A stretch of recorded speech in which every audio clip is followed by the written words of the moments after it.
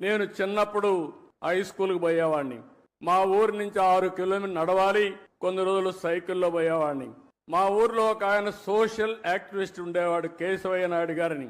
ఆయన పని ఎక్కడన్నా అడవుల్లోకి మేకలు వచ్చినా, అటవీ సంపద ఎవరన్నా కొట్టేస్తా ఉన్నా పిటిషన్లు పెట్టి యాక్షన్ తీసుకునే కార్యక్రమం చేసేవాడు. ఆ రోజు ఒకరోజు మేము వెళ్తా ఉంటే మమ్మల్ని అందరినీ పిలిచి ఇది కాపాడాలి, మీ సహకారం కావాలని చెప్పి మా దగ్గర ఫారెస్ట్ ఆఫీసర్లకు ఫోన్లు చేపించాడు, మా దగ్గర లెటర్లు పెట్టి ఇచ్చాడు. దానివల్ల ఫారెస్ట్ ఆఫీసర్లు వచ్చి ఇమీడియట్గా యాక్షన్ తీసుకునేవాళ్ళు. అంటే ఒక పర్యావరణాన్ని కాపాడడం కోసం విద్యార్థుల్లో స్ఫూర్తి నింపిన వ్యక్తి కేశవయ్య నాయుడు. అలాంటి వ్యక్తి ఇప్పుడు కూడా నాకు జ్ఞాపకం ఉంటాడని చెప్పి మీ అందరికీ తెలియజేస్తున్నా. పిల్లలు బాగా చదువుతున్నారు. భవిష్యత్ అంటే ఒక చదివే కాదు, నాలెడ్జే కాదు, మనం అన్ని రంగాల్లో అభివృద్ధి కావాల్సిన అవసరం ఉంది.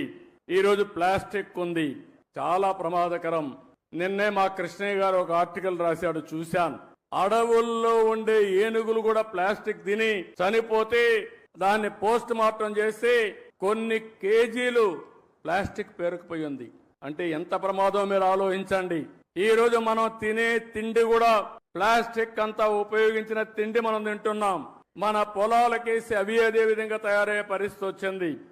మన పశువులు కూడా ఈ ప్లాస్టిక్ ఇవన్నీ తిని ఆ పాలు మనం తాగుతున్నామంటే ఎంత వాతావరణాన్ని కాలుష్యం చేస్తున్నామో మనం గుర్తుపెట్టుకోవాల్సిన అవసరం ఉంది. అందుకే ఈ ప్రభుత్వం స్పష్టంగా